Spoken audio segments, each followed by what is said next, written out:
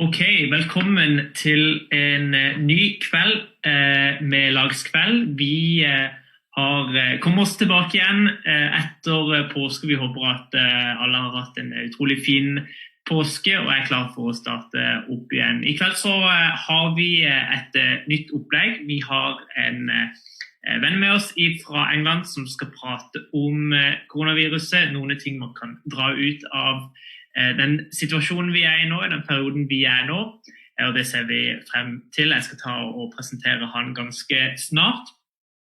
Først så har jeg bare lyst til å si at vi holder på med dette opplegget ganske mange kvelder i uka. Vi prøver å fylle opp uka med masse bra materiale som dere hjemme i stua kan sitte og følge med på. Og på dagene fra mandag til torsdag klokka 11:30 så har vi lagslunsjer hver dag med nytt tema fra mandag til torsdag. I morgen så det tvil som tema, så gjerne bli med inn i morgen 11:30, så blir det utrolig bra å ha deg med der. All informasjon finner du på våre Facebook-sider og på våre sider på sosiale medier. Så kan vi også si at på fredag så blir det en litt annerledes grill enn kristen. Vi får besøk av Samuel Adegbenro. Om ikke du vet hvem Samuel Adegbenro så det en fotballspiller som spiller for Rosenborg, som en tydelig kristen, og som skal motta deres spørsmål om tro, om liv, om hvordan det å være en kristen toppidrettsutøver. Det gleder jeg meg i alle fall veldig, veldig mye til.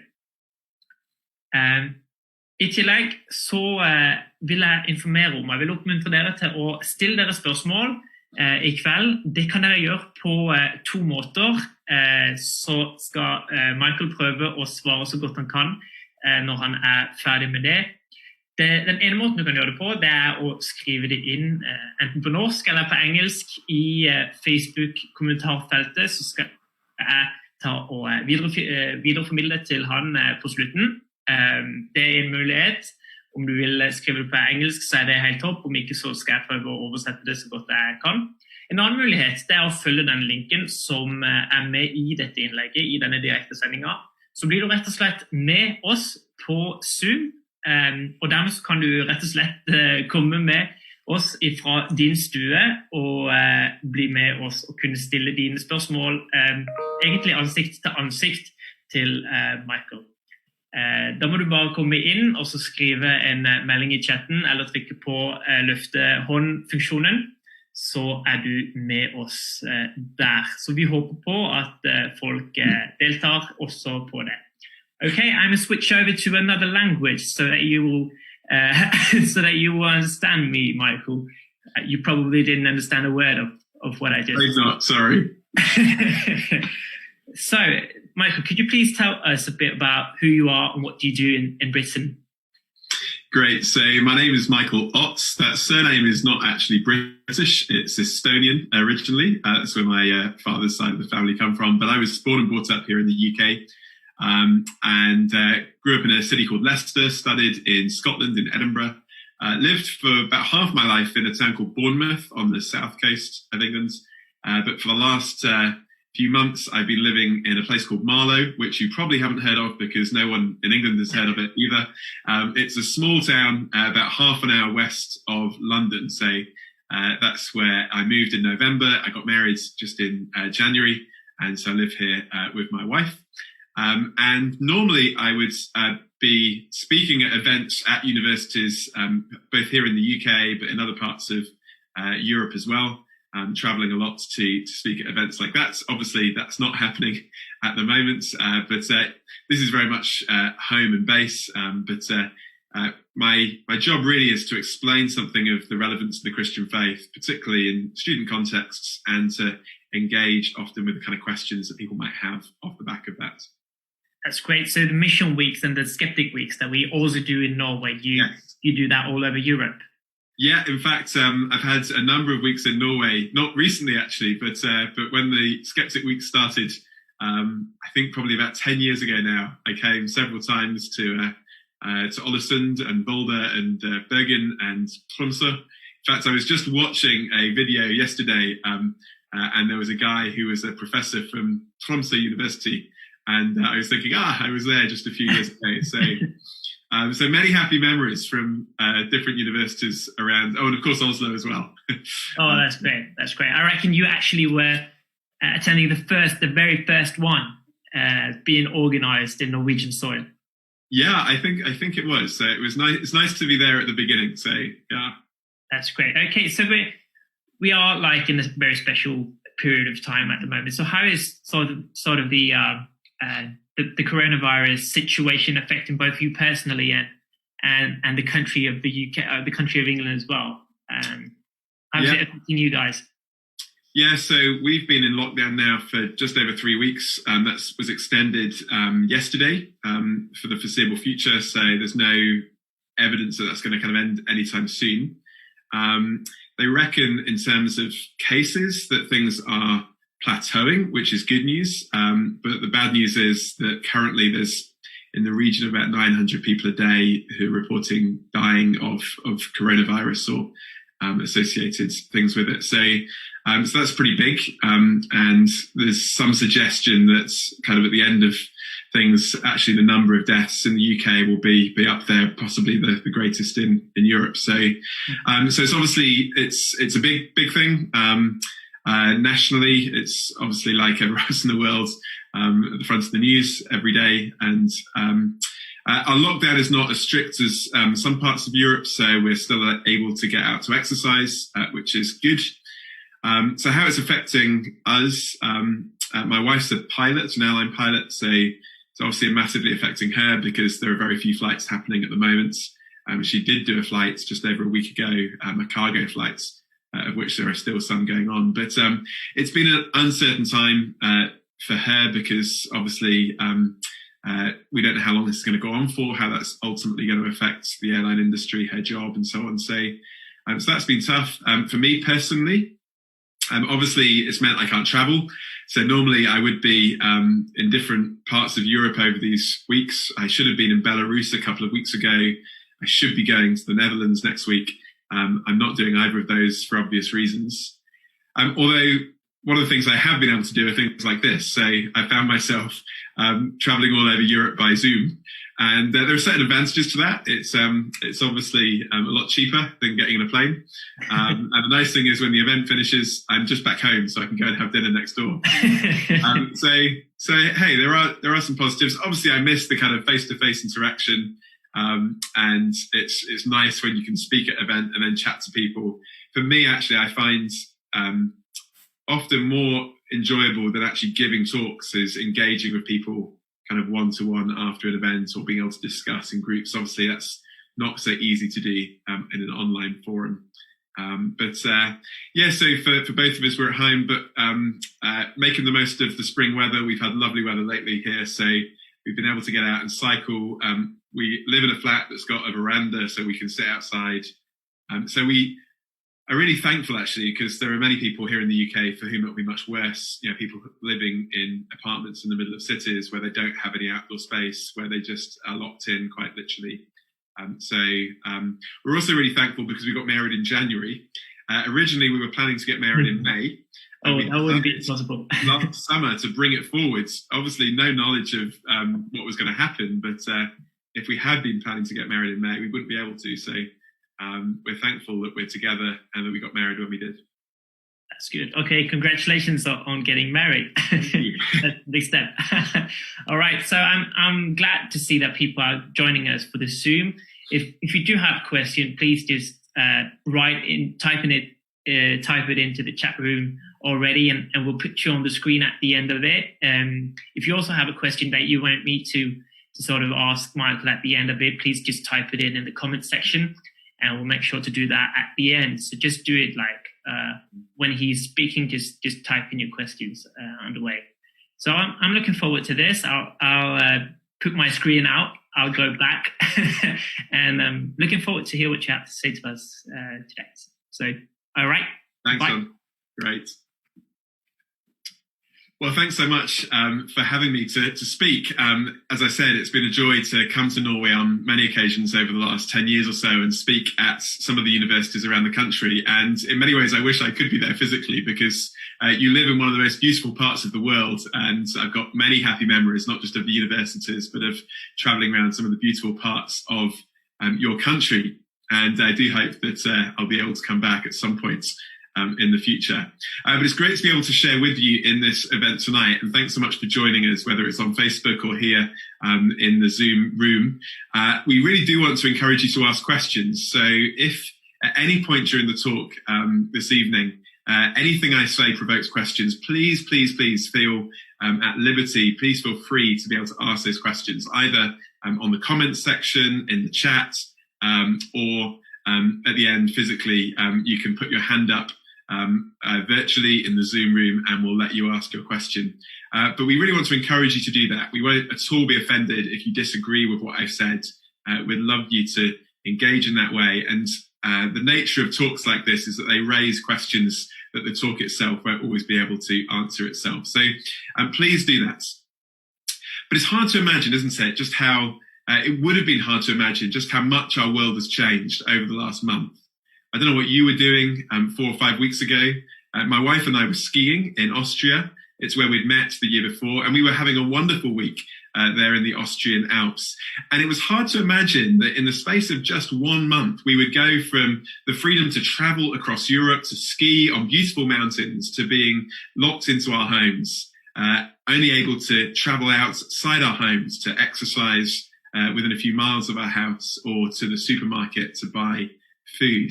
It's hard to imagine that something like buying food would suddenly become such a challenge, or that even buying toilet rolls would be something as difficult as it has been, certainly here in the UK over the last few weeks. But joking aside, this situation we find ourselves in has massively affected all of us, hasn't it? I know a number of people who have been ill with the coronavirus itself. And I know a number more who have been bereaved because friends or family members have died with the coronavirus. But it's not just those who have been affected by it directly, but all of us indirectly have been affected by it, haven't we? I know a number of friends who have lost jobs because of the current situation. Another friend whose business is currently really struggling to keep going. We've got friends who've had to cancel weddings because they were expecting to be getting married in the next month or so. I've had other friends who've had to have online funerals because their friend their daughter who's died has died just a couple of weeks ago, and people were not allowed to come physically to remember her life in the church together. And of course, all of us have been in isolation, cut off physically from people that we love, from family members, maybe. So all of us are affected by this, and it makes us ask questions, doesn't it? Lots of questions. It makes us ask questions about our world, about human nature, about our lives and what they're built on. It makes us ask questions about the reality of death that is presented to us on our news screens night after night. And it also makes us ask questions about hope, whether there is hope for this broken world, and where that hope is going to come from. And so what I wanted to do tonight is just look at some of those questions together very briefly before we go to your questions. And so please be thinking of those as we go through. Please be writing them down as they come to your mind. But firstly, this current situation makes us ask questions about our world, doesn't it? I've been going for cycle rides each morning. And just this morning, I came back from a lovely cycle ride in the hills just outside the town where I live. It was a beautiful day. The sun was shining. The blossom was on the trees. The fragrance of spring was in the air. It was glorious. And then I cycled back into our town and I saw the familiar now sight of a deserted high street, of shops closed. And the only people were the people queuing 2 meters apart outside the supermarket.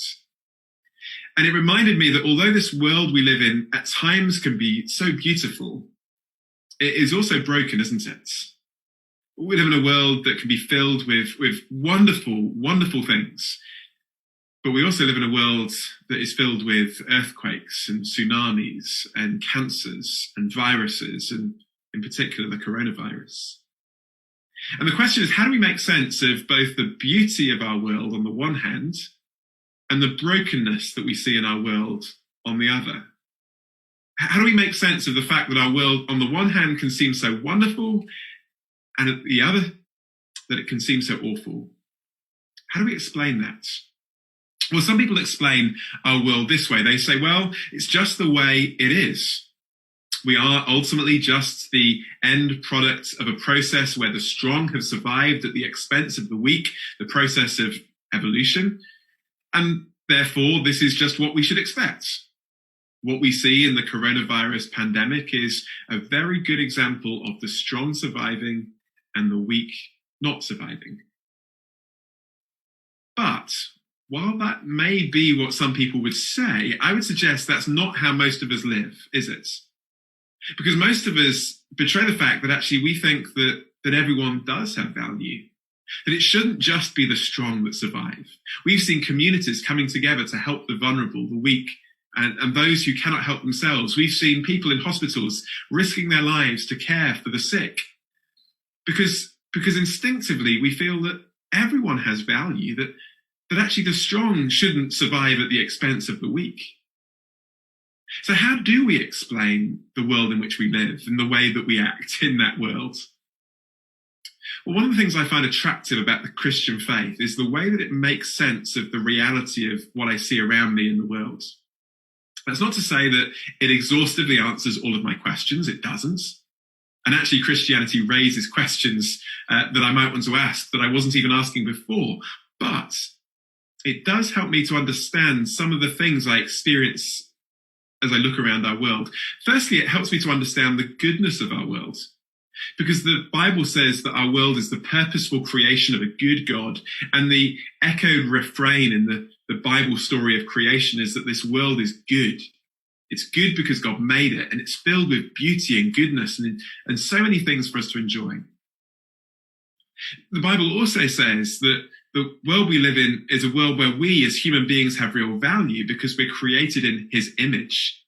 That's what it says in the Christian story of creation, that human beings were created with dignity and value because we're created to reflect something of what God himself is like. And that's why we instinctively feel that human beings do have value. No matter what age we are, no matter what health condition we're in, no matter what ability we have to contribute economically to society, we all have value because we're created in the image of God. And that idea was the underpinning, the foundation to the contemporary idea of human rights, which is so prevalent in Western society. And the reason why we think that people have value and we should care for the weak is because we live in a part of the world that's been saturated with that idea. But the Bible also helps us make sense of the brokenness of our world. Whenever a crisis happens, whether it's coronavirus or an earthquake or a tsunami, there'll always be someone who stands up and says, well, this is God judging the world or a nation for its particular sin or evil. And we've got to be really careful when people say things like that. We shouldn't assume that that is necessarily the case. Now, there are precedents in the Bible for things like that. Just think of the story of Exodus in the Old Testament. But the teaching of Jesus in the New Testament leads us to think that when things go wrong, when natural disasters occur, it's not necessarily a case of God actively punishing certain people for certain things. But what the Bible does say is this, that the world we live in is not the way it once was, and that the good world that God once made has been marred and broken Because the human beings that God made to live in that world and to look after it have collectively turned their back on the God who made them and have gone their own way. And because of what we've done, because of the way we've lived in God's world without reference to the God who made it, not only have our relationships become broken and distorted, but the whole world has become broken and distorted. And so one of the New Testament writers in the Bible talks about how our world is frustrated, how it's groaning, how it's in pain, because it's not as it should be. The world we live in is not the way it once was. Something has gone wrong. And I don't know about you, but I think one of the things that this current situation we find ourselves in reminds us of is just that. We live in a broken world. Now, it may sound strange to say that, because if you want to know how broken our world is, just look at the news any night, any point in your life, because we see it happening all around us, don't we, in different parts of the world. But I think the difference here is it's not just happening in a different country or a different continent, but it's happening right here. It's happening to people that we know.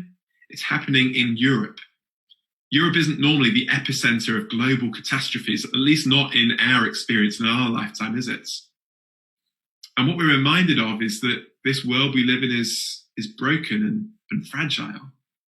C.S. Lewis, the Oxford professor, once put it this way. He said, God whispers to us in our pleasures. He speaks to us in our conscience, but he shouts at us in our pain.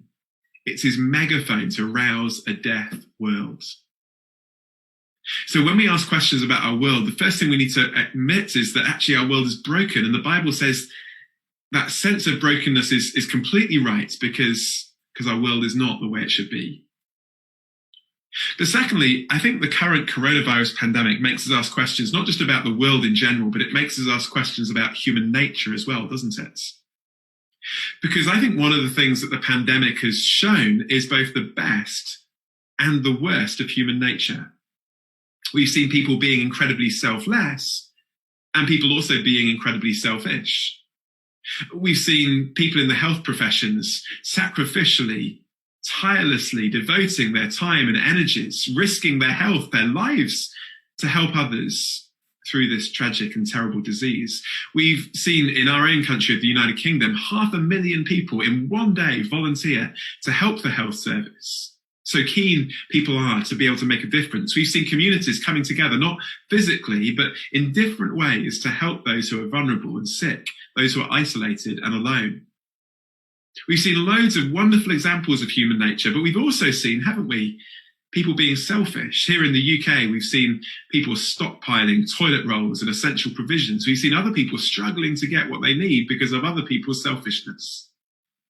I was just reading today that there's been a massive increase in domestic violence as people are locked into homes with abusive partners and family members. Someone said that there might be a baby boom at the end of the year, but tragically there'll probably also be a divorce boom as people struggle to live with the people that they're locked down with. And we see this outside, but maybe we also reflect this in our own lives as well. There's part of us, isn't there, in a crisis that wants to help, wants to be part of the solution, wants to do something. But also there's part of us that's incredibly selfish.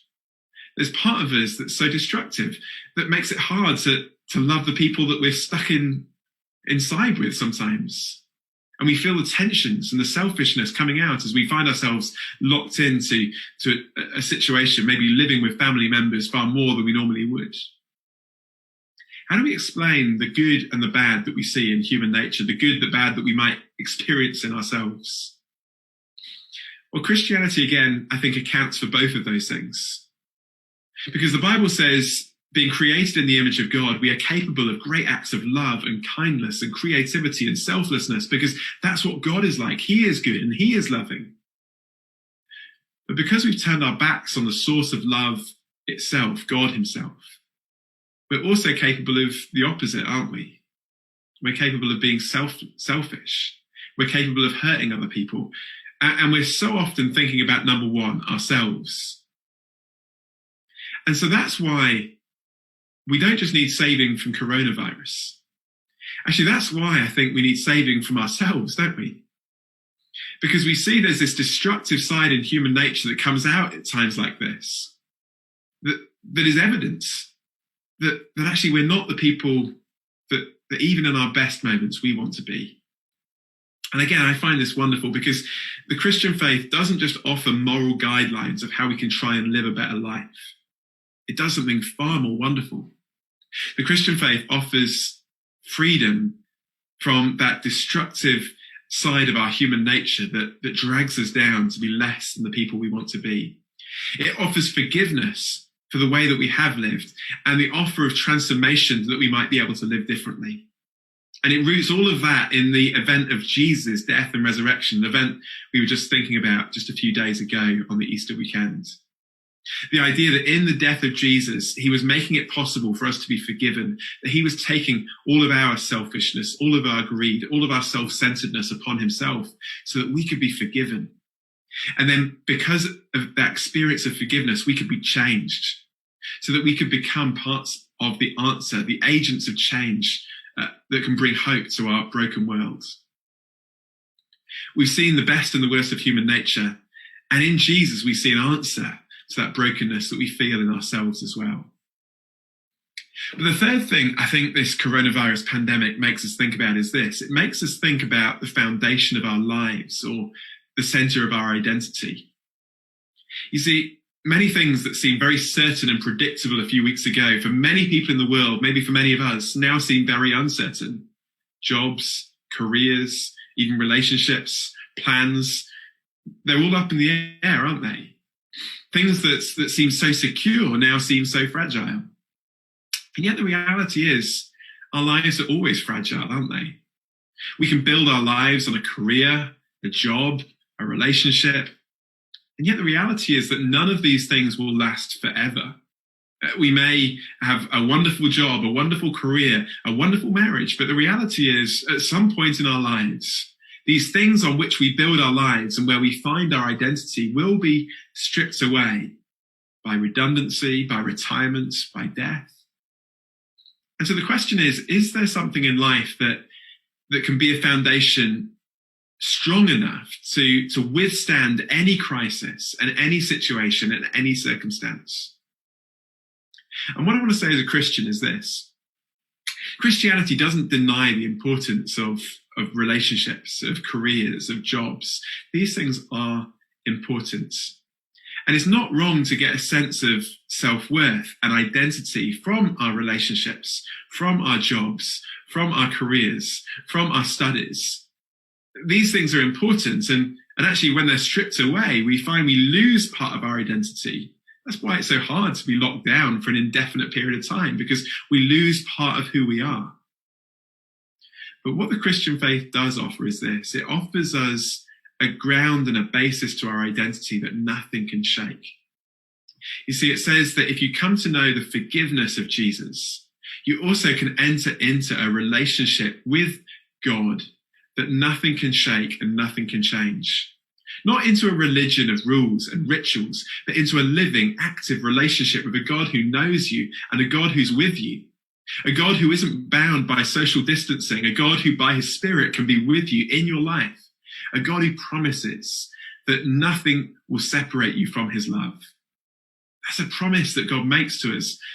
And that is a wonderful thing to know, because it means that no matter what happens in life, no matter what happens over the next few weeks, months, or years, no matter what things get stripped away, there is one thing that can be certain if you know Jesus, and that is that you know he's with you. You know that he'll be with you, and you know that not even death can take that away. I wonder if you know the reality of that certainty of basing and building your life on a relationship with God. You can have that too. But I'd also want to talk about a fourth thing. You see, the coronavirus pandemic doesn't just make us think about our world, about human nature, about the foundation of our lives, but if we can be sober for a minute, it also makes us think about death, doesn't it? It can't help but do that when we think about death being presented in the news day by day. I was reading just a week ago an essay by that professor I mentioned earlier, C.S. Lewis. C.S. Lewis was writing during the period of the Second World War, and he made a very interesting comment. He said, war does not increase the death rate. And what does he mean by that? He goes on and he says this: war does not increase the death rate. The death rate has always remained the same, 100%. But, he says, what war does is he makes some of those deaths happen sooner than they otherwise would have done, and it brings it to the front of our attention. And I think we could say exactly the same about the coronavirus pandemic, couldn't we? The reality is all of us are going to die. The death rate has never changed. 1 out of 1 will die. In fact, the reality is that every single year in Norway, about 40,000 people will die. Globally, 58 million people will die. But the reality is, in the day-to-day busyness of life, we don't think about it, do we? Normally, the headline news is not about how many people have died every day. But now it is. We're thinking about it. It's hard to escape it when you see mortuaries filled, ice rinks being turned into temporary mortuaries, churches in Italy overflowing with coffins. It's right at the front and center of our awareness in a way that it isn't normally. And it makes us questions, therefore, doesn't it? Like, is death the end? Is there something beyond? Is death a full stop on the end of the sentence, which is life, or is it just a comma, a gateway into something beyond it? And of course, the problem we have when we ask questions about death is that all of us are very unqualified to give answers because we stand on this side of the doorway. And once you're experienced with death, you can't say anything about it because you're dead. How could we know for sure what may lay beyond death? Well, the unique answer that the Christian faith gives is this: we can know for sure what happens beyond death because there is one person who has been there and come back from the other side. There is someone who's come back from the cold. There is someone who's gone through the door and come back again.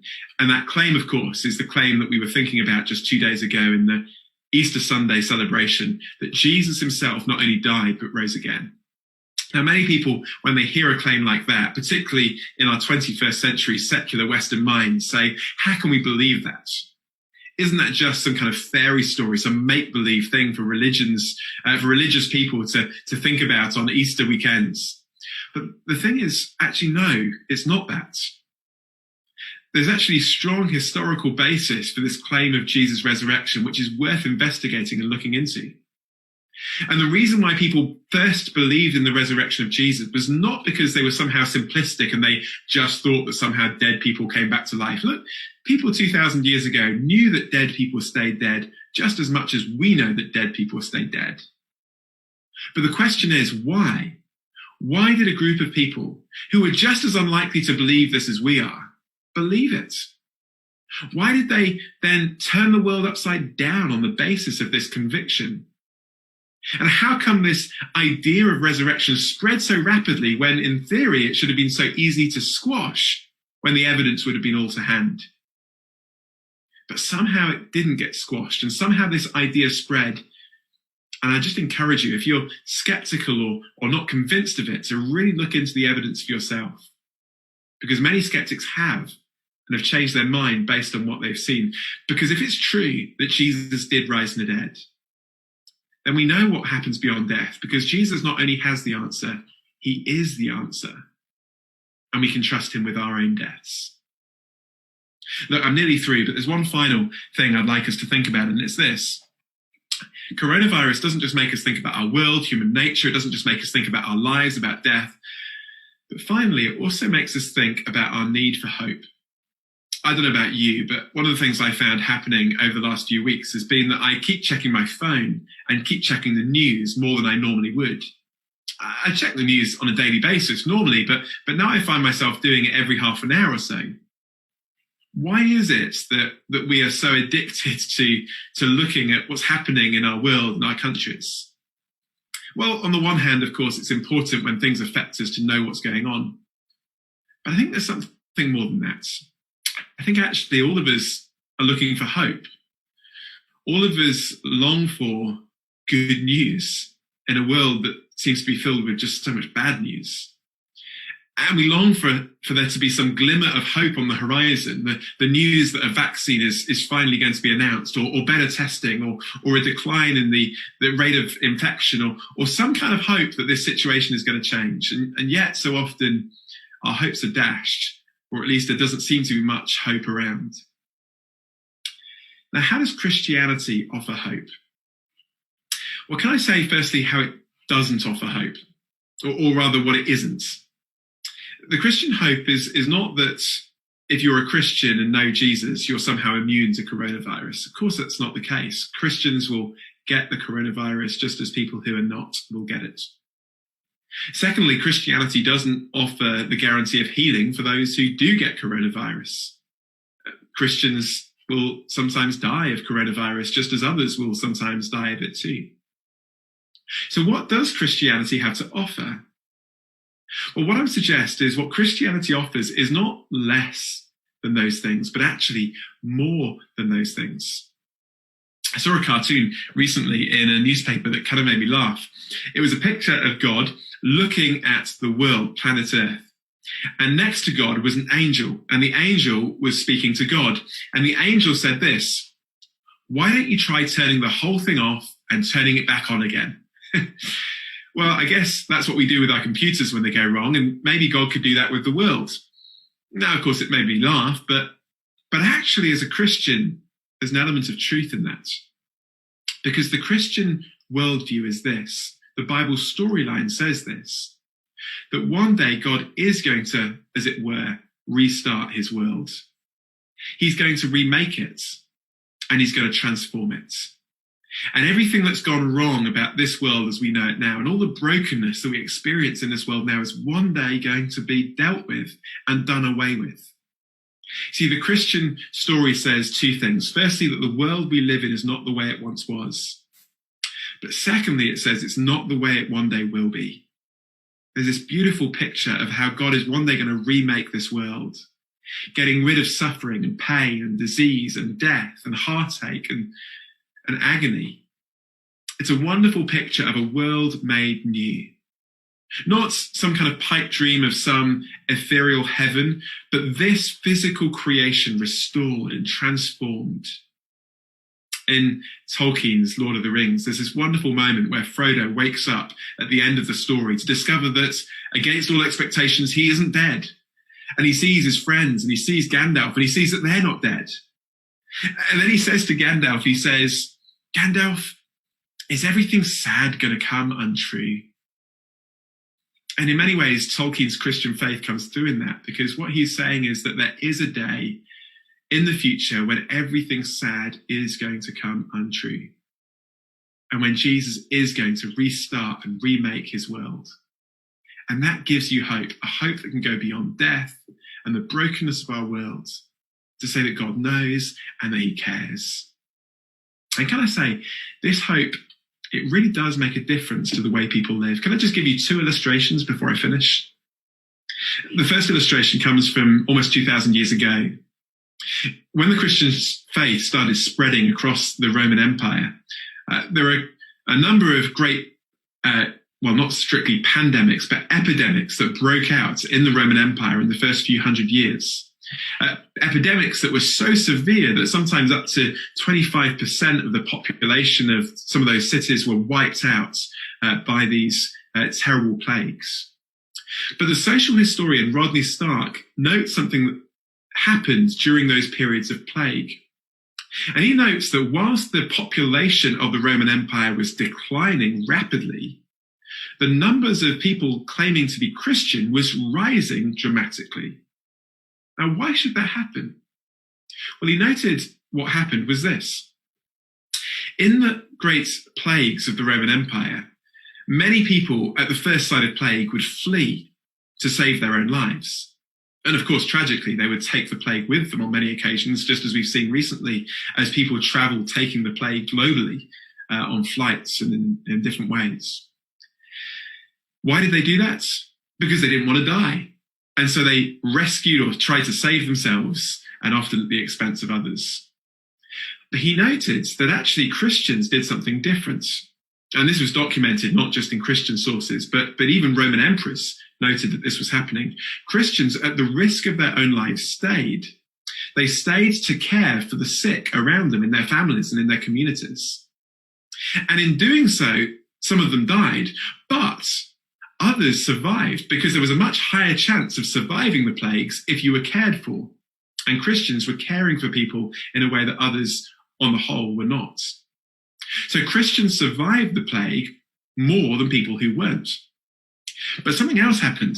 Christians not only cared for other Christians, but as some of the Roman emperors documented, they cared for people who weren't Christians. And because of that, because of this sacrificial and costly sacrificial love that was being shown by the Christians in those first few centuries, other people turned to the Christian faith because of what they had seen visibly lived out in the life of their Christian neighbours and people who lived around them. Now, Rodney Stark asks a question. He says, why do Christians do that? Was it because they were somehow more courageous than anyone else in their communities? And he says, no, it's not that. But he says, why do Christians do that? He says, they, like everyone, were simply being consistent with what they believed. He says, look, if you believe that death is the end of life, the end of existence, then you will do anything to avoid it, to preserve your life, because it's the worst thing that could ever happen to you. But if you believe that actually death is not the end, and if you believe that the best is yet to come, and if you believe in someone who has conquered death himself and offers you the assurance of life beyond it, then death is not the worst thing that can happen to you. And actually you're delivered from the fear of death, so much so that actually you'll be willing to potentially risk your lives to help others in the process. And Christians did just that. He said they weren't being more brave, they were just being consistent. They knew something that other people didn't know. They believed something that other people didn't believe, and it changed their lives. The other example I just want to give is this, and it's much more recent. 2 weeks ago, good friends of mine lost their daughter to cancer. She was in her mid-20s. She'd been fighting cancer for 2.5 years. And it was a tragic event, and even more tragic, again, that they weren't able to have a proper funeral service. Just 10 members of the immediate family were allowed to be spaced out in the church building just over a week ago for the funeral. And yet, one thing that has marked that tragic event has been the incredible hope and joy that the family have experienced, but in particular, Kerry, that young girl who's died, showed during her fight with cancer. Despite the fact that for over a year she knew that she was going to die, all of her Instagram posts contained this hashtag, choose joy. Because as a Christian, she knew that death was not the end. And she knew that actually it was simply a gateway into life in all its fullness.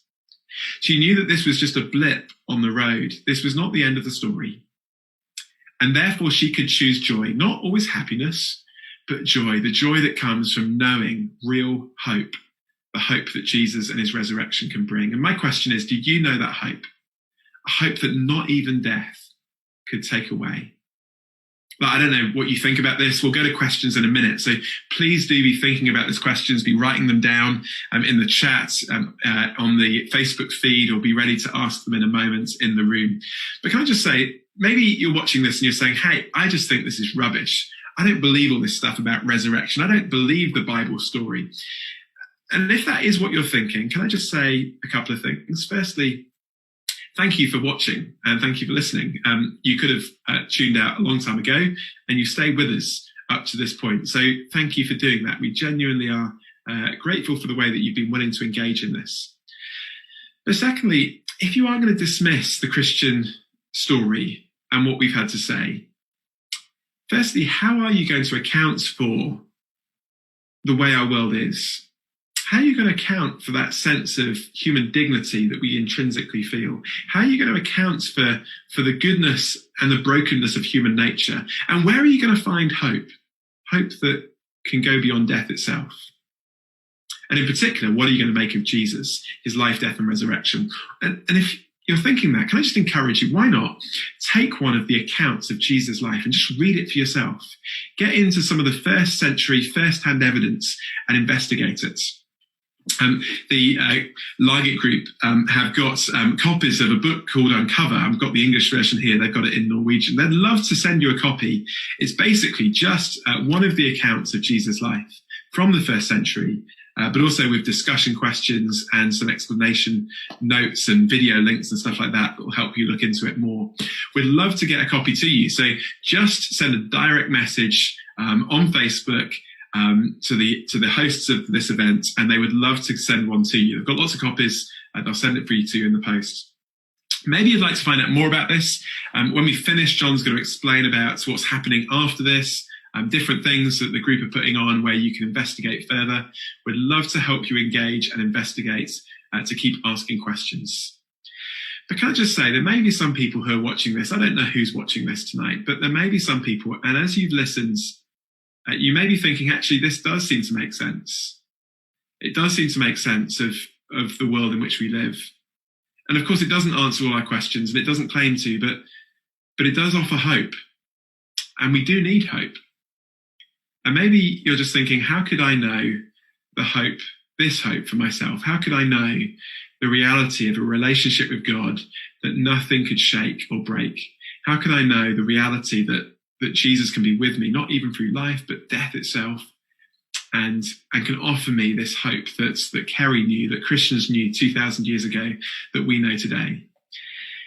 And so I just want to say, if that's what you're thinking, I'd love to pray for you. And I'd love to offer a prayer for you to pray yourself. This is no obligation. You don't have to pray it yourself. It's totally okay. You can just listen. It takes 30 seconds. But maybe there are some who just want to respond to what they've heard by inviting this God to give them this hope and this relationship and this wonderful knowledge that he is with them. And so if that's you, I'm just going to pray a short prayer. You could just echo it in your own heart, in your own language, as a way of responding to what you've heard. If that's not what you want to do, just listen, ask your questions in a moment. But if you would like to do that, then please do make this prayer your own. Okay? Let me pray. God, thank you that you help us to make sense of our world, its goodness, its beauty, but also its brokenness. Thank you, Lord, too, that you help us make sense of ourselves, that which is so good, but also in all of our lives, the stuff that isn't so good, that's broken, that's wrong. And God, we thank you that in Jesus, you can set us free, you can forgive us, you can change us because of what Jesus did on the cross. Please, God, will you come into my life, set me free, help me to know your forgiveness, help me to know your presence with me in my life, and help me to know the hope that Jesus can bring because he rose from the dead. And Lord, help me to know what that is in my life. And I pray it in Jesus' name. Amen. Amen. Well, if you did pray that prayer, again, it'd be great for you to just send a message in, or just tell someone who invited you to this event. If a Christian friend invited you to watch tonight, tell them or ask them how you could find out more about this. We'd love to help you look into this more and to get started. But we would also love your questions. And I've noticed a few questions coming on the chat, so I'm going to hope that John reappears now and he hasn't just gone off to the toilet or something like that. No, I'm here. We'll have the questions. He's there. Great. Yeah. Lovely. Okay, thank you very much, Mike, for that message of both insight and hope as well. We've got some questions. There is a few questions coming in on Zoom, and also if you would like to come on the show, come on and show yourself. Yes. Please just type it in the chat, and we'll let you in, and you can ask your questions to Michael straight away to him.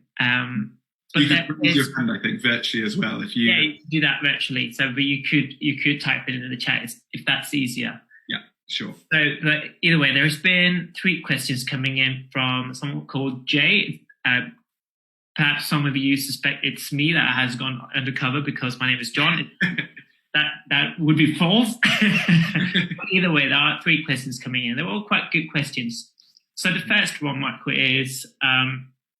So evil does not make God's existence unlikely, but still, why would he let there be so much evil in the world? How would you respond to that? Yeah, thank you. Good question. So evil doesn't make God's existence unlikely, and you're right. In a sense, as you say, evil would make me struggle with atheism more than God, because it makes me ask the question, well, why do I feel that the world is broken and so on? The Bible affirms the brokenness of our world, and it kind of explains why the world is that way. But why would God allow a world to be like it is today? One of the things that the Bible story says at the beginning is that God created human beings with choice, and that our choices have consequences. Consequences for us personally, consequences for those around us, but ultimately also consequences for our world, because we're interlinked. No man is an island, said someone once. And that is true. The things that we do affect others, and they have implications. And the Bible says God gave human beings choice. And that was partly because God created us in his image, because for love to exist, choice must exist. God could have made a world with robots, a world where people didn't have choice, but that would also be a world where love didn't exist, not as we know it today. The tragedy, I would say, of human history is that people have sometimes used that choice, that freedom, not to love, but to do the opposite. And we've seen that the implications of that have been disastrous. We see that in our relationships sometimes very immediately, the way that we treat ourselves, we treat the world. But the Bible also says that the kind of knock-on consequence of human sin has been the brokenness that we see in our world as well. Now, why did God allow that to happen? All I'd say is this: we don't know, but what we do know is that this isn't the end of the story. So if the whole story was basically God made a good world, it's all gone wrong, and now we're stuffed, that wouldn't be a great story. But the Christian story is God made a good world, it's all gone wrong, but one day God's going to put it right, and it's going to be better than it was in the first place. And in the middle of that whole story, we have a God who's also willing to come and experience pain and brokenness in the cross, in the death of Jesus. And that doesn't, as I say, answer all my questions, but it does help me to kind of trust in God in the face of a world's brokenness, because it says, here's a God who knows where the end of the story is going, and here's a God who's willing to experience something of it himself. Okay?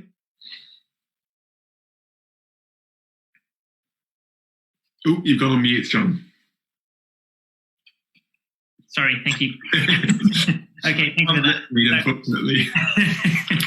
So let me just repeat that. If you do have questions, just type them in. We're having a period of time where we are answering questions. Yeah. So, okay, the next question from Jay is, when in the evolution process did sin become a thing? How would you respond to that, Michael? Yeah, so where did, in the evolution process, sin become a thing? By the way, it's worth saying that my answers to all these questions will, in one sense, be unsatisfactory, because all of these questions could deserve another 40-minute talk at least to respond to them. So I'm only going to skirt the issues and give you a few thoughts. This is not an exhaustive answer in any way. How does sin fit with the evolutionary process? Well, one thing that's worth knowing is that amongst Christians who believe the Bible and love Jesus, there are different views of exactly how we reconcile the early chapters of the Bible, the book of Genesis, with what we see around us in the world, the evidence of geology and biology and so on. There are some Christians who would take a very alternative line to the consensus of modern science and say that our world is much younger and that the creation happened in 6 literal days of 1 week, just a few thousand years ago. And they would have reasons for thinking that. There'd be other Christians that would take what we might call theistic evolution as an explanation that God used the mechanism of evolution to bring about his creative purposes, but it was with a purpose and design that God did that. And there are other Christians in between those two extremes who have different views. We might call them intelligent design or other labels like that. And so the question assumes a view of creation that God used the evolutionary process to bring about his creative purposes. Where does sin come into that process? Well, of course, in a sense, the process of evolution requires an ongoing process of death to occur. And so if we are to say that all death came into the world when sin came into the world, then we would have to trace the origins of sin right back to the beginning of the evolutionary process. the way that Christians who hold to evolution alongside the Bible would normally explain it would be this. They would say, when God created human beings in his image, he created human beings not just as biologically different, but he breathed into them spiritual life, that we have a dynamic of life that the other animal kingdom doesn't, an ability to relate to God, to each other in a different way. And so what I would say is, being created in the image of God means that we have value and dignity. Sorry, I'm getting slightly distracted because I can see John and he's talking to someone in the background. Sorry, John. I'll make my view bigger and then I can only see myself and not him. Sorry, that's why I was losing my way sometimes in answering that question. So they would say that God created humans, and at that point in the evolutionary process, now we have human beings created in his image. So they would say, before that point, you may have had death, you've had physical death of animals and so on, but you wouldn't have had human death and you wouldn't have had spiritual death, this ability to be cut off from God in the way that human beings were. So the answer, I would say, is that it would have come into the world at some point between God declaring human beings as being homo divinus, being created in the image of God, and what we read about, obviously, in Genesis 3. When did that happen chronologically in terms of the history? Well, we don't know. And I'd have to say I'm agnostic on that. Sorry, that's a long-winded answer that got a bit confused halfway through. But I hope that helps a little bit, but come back if it doesn't. Lovely. Okay, thank you for that. So the next question that we've received is a question from Loritz, and it says, would you say that this crisis can give us as Christians special opportunities to preach the gospel to the people of the world? And if so, how should we use them? Yes, does this crisis give us opportunities to share Jesus? In one sense, I want to say absolutely yes, because as we've been thinking about tonight, it's making people ask big questions. I've had questions with my neighbours just chatting across the balcony, and someone just said to me the other day, it's interesting, isn't it, how we see so much good in human nature, so much bad in human nature. It's making us ask those kind of big existential life questions. Obviously, it makes us ask questions about death. So as Christians, we've got a wonderful opportunity to share the certainty that we know in Jesus, share the hope that we have in Jesus. We want to be careful, though. We don't want to be seen as just kind of using this in some kind of glib way. The reality is that this is really serious, and a number of people that I've been chatting to have lost friends or family members because of this. So we just need to have a real sense of seriousness about what we're doing and not just using it as a kind of excuse to have conversations. But at the same time, let's be really ready to share something of the hope that we know in Jesus at this time. And so it might be through sharing this video. It might be through sending it to a friend or to a family member. It might be writing something. Obviously, we can't physically meet, but there's a lot of people who are locked down who have a lot more time than they normally would. Might be sending someone a physical book or something like that that they can read at this time. So let's think of creative ways that we can share something of our hope that we have in Jesus with people who don't know that yet. Okay, lovely. Thank you for that. Okay, so and the next question is, if Jesus came to pay for sin, what happens to people that lived before he came? How would you respond to that? Good question. So the Christian conviction is that when Jesus died on the cross, he died taking the payment, the punishment for our sin and wrong, so that we could be reconciled and restored into a relationship with God the Father. And we can see how Jesus died on the cross doing that. And the Bible talks about how he became sin for us. But the Christian conviction is this, that actually he didn't just look forward into the future at the sins that would be committed by you, by me, by other people, and pay the penalty for those sins that were yet to be committed. But also he was paying the penalty for sins that already had been committed in the past. So in the book of Romans, in the New Testament, chapter 3, it talks about how God had left the sins committed beforehand unpunished. Why? Because in Jesus, that sin was going to be punished in himself. So it wasn't that God just kind of excused or overlooked sin in the Old Testament part of the Bible before Jesus came, but he knew that there was going to be a time when payment was going to be made. It's a bit like, sometimes you go into a restaurant and you have to pay before your meal, if it's a kind of cheap restaurant and they're worried you're going to run away before you finish your meal. And if you go into a more posh restaurant, you pay at the end of the meal. You pay before, you pay after, but the point is it has to be paid for. And it's like that. Sin now was paid for before by Jesus if we trust in him. For those in the Old Testament, it was going to be paid for after, but it has to be paid for at some point. And that's why it's important that we know Jesus and we receive his forgiveness. Right, lovely. Thank you for that. So the last question that we've received tonight is from Jay as well. Thank you for asking your questions, Jay, and for everyone who has asked their questions. Mm-hmm. The last question is, have you always been a Christian, Michael? Yeah, thanks for the question. My answer is I haven't, because actually I'm not convinced that people are born Christian. We may have Christian parents, and I was blessed to have Christian parents. But as someone once said, God has children, but he doesn't have grandchildren, in the sense that actually to become a Christian, and one of the pictures of being a Christian in the Bible is to become a child of God, is something that we need to choose ourselves. It can't be chosen for us simply by being born into a Christian country or born into a Christian family. So whilst I had the privilege of being born into a Christian family, it didn't make me a Christian. It did, though, give me the opportunity from an early age to hear about Jesus, to hear what Jesus had done for me, to hear about the facts that through him I could have this relationship with God.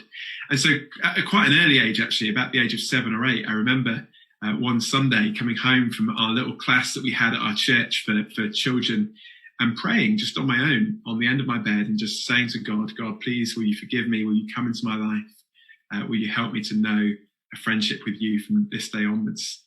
And there were no flashes in the sky. I didn't suddenly start hovering off the ground or anything magical like that. But over a period of time, I realized, hey, God had heard that prayer and he'd answered it. And I began that relationship with God. Of course, I was quite young. I had a limited knowledge of these things back then. But what I can say now, looking back, 30 years later, that decision I made then is not a decision I've ever regretted. And actually, all that I now know of the Bible, of Jesus, of the historicity of the Christian faith, of the truthfulness of the resurrection and things like that, all of those things just make my confidence in what I did back then greater, not less. And so that's how it happened for me. The important thing is not so much when it happens, but that it does happen. That we are putting our trust in Jesus. And so I guess I'll just say, if there are people watching this and they haven't done that, there's not been a point in their life when they've actually chosen to actively receive Jesus for themselves, that they do that, because it's a wonderful offer. And the Bible says the best time to do it is always today, because we can't change the past and we don't know what the future holds, but we can make a difference today. So I'd say do that. And if you want help with how to do that, if you want to think through the questions that you might have or the things that may be stopping you from doing that, then please do get in touch, and we'd love to chat to you more about it. It's lovely. Thank you, Michael. Okay, we've reached the end for tonight. I just have one final question, Michael. Mm-hmm. You said that you were born in Leicester. Yeah. Yeah, you've lived in Bournemouth. Yes. So what football team are you supporting? Well, I am a bit of a pluralist when it comes to football, because I have 3 football teams so far. I have Leicester, but unfortunately I never really supported Leicester as a child. And so I actually supported Southampton, believe it or not, and I've never lived there. And so Southampton were my kind of lifelong team. But then living in Bournemouth, I felt that I should support my local team. And of course, Bournemouth then started doing well. And at one stage, Leicester, Bournemouth and Southampton were all in different leagues. And now, of course, they're all in the same league. And the good news is it means that I have 3 chances of winning on a given weekend. Which team I support the most, I'm not exactly sure. I guess it probably depends who's doing best. That's actually quite surprising. I'm a Portsmouth fan, actually, so that will be like the main rivals to Southampton. I can't believe we've even talked to each other. I regret doing this. No. I'm just joking. Okay, but either way, thank you very much for tonight. It's been a thrilling to have you on. Let me now briefly switch over to Norwegian. I'm sorry for doing that. Takk for at dere var med oss I kveld. Bli med oss også I morgen 11:30. Da skal vi gå gjennom et hefte om tvil. Det gleder vi oss veldig til. All info kommer jo til å være på våre sider. Og om du ønsker å ta